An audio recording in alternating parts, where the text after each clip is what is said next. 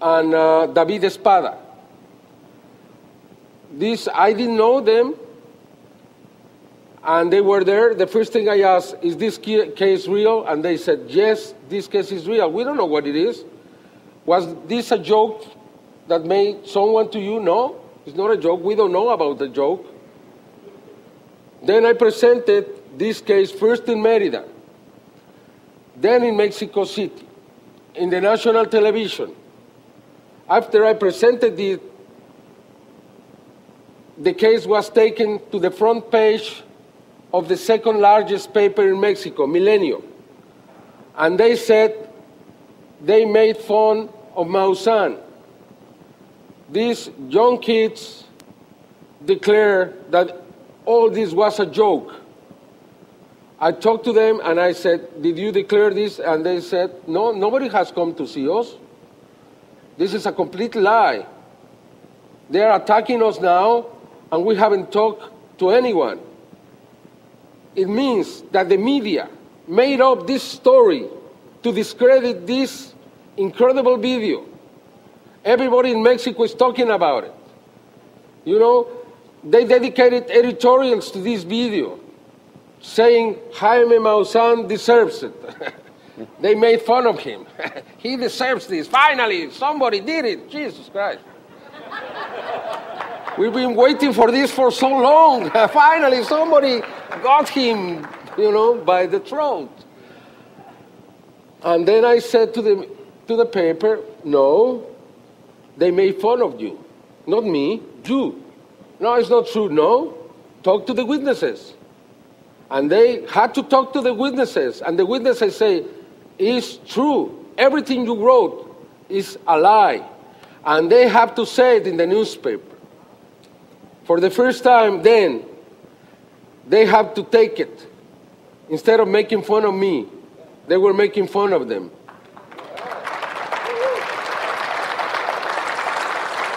More important than anything else, more important, I found a scientist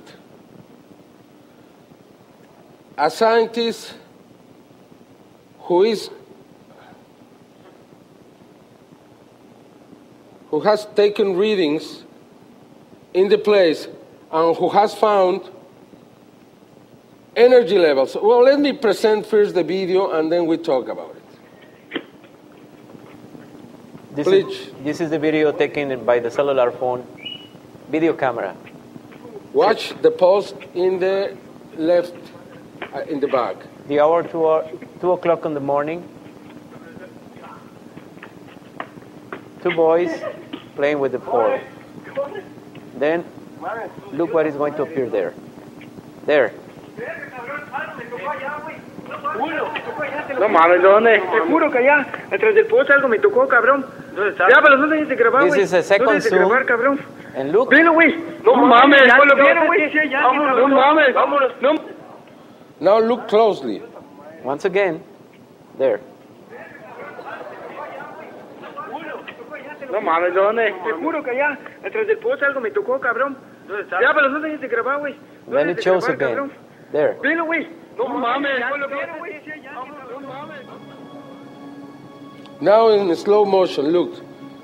Look the head, now the arm, now it's going to take, now it's taking the arm of the boy, now he's pulling the boy to him. Trying to pull him. And he stops. And the size of the arm is more than 1 meter and 10 centimeters.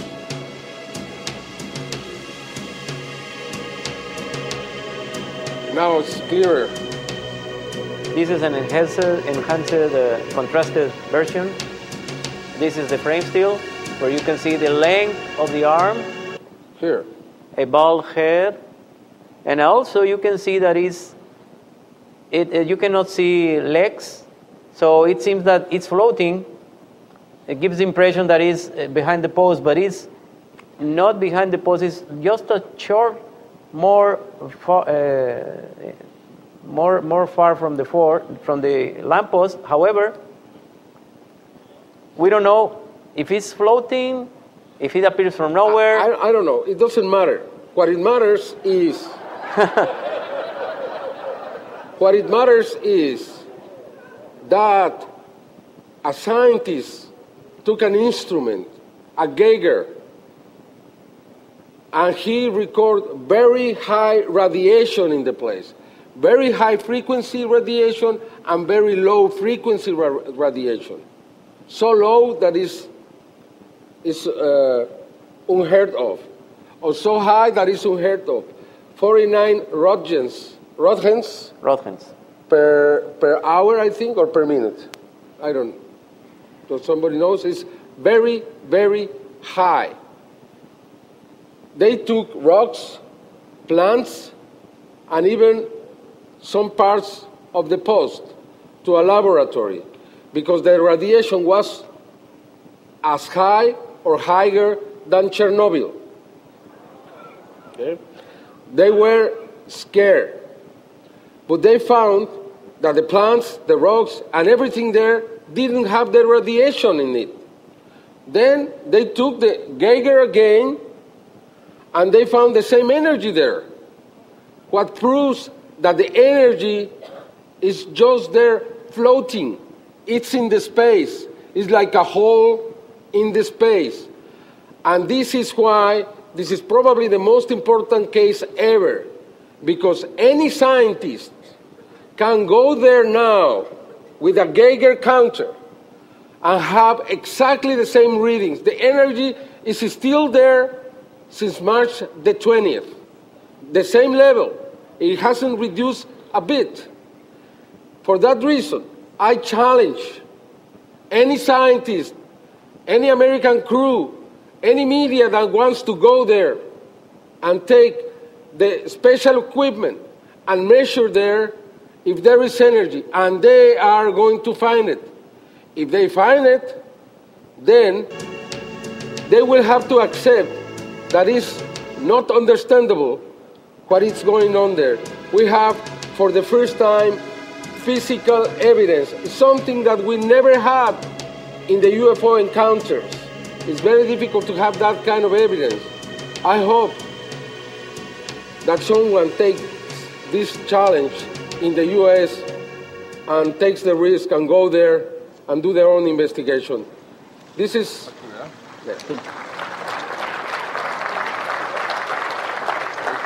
This is Jose Alonso Herrera, and this is David Espada. These are the two kids, 18-year-old kids. This is the phone that they use. After I presented this video, some people were saying that I paid these kids some like $1,000 to produce the video, and that they were selling the phone in $200,000. This is the test made by scientist Jorge Guerrero at the sighting. He's a master in science, Jorge Guerrero, in physics, mathematics, and astronomy. Now look at the readings of the Geiger counter. Look at the readings at the top, and the scientist says, "And there is more. There is more, but my counter doesn't give me more, but there are more." So he defined this disturbance in the air or in the space. He defined it as a quantum vortex. It's at the top. It's at the top. They couldn't read more. So he is completely surprised and disconcerted by this strange, extremely rare phenomena.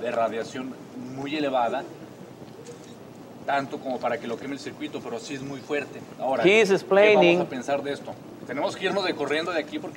how this counter works, how it's reading something extremely unusual, and also expressing his disconcert and wondering what is happening right here. We don't understand. We have to continue. But the most important thing is when they were approaching, before they get to the exact spot, the counter was reading nothing. And just when they got near to the spot, then the counter... Just 4 meters away the spot. When they approached to the lamppost, then the counter began reading to the top. There is a distortion in space and time in the place. What he thinks is that a dimensional border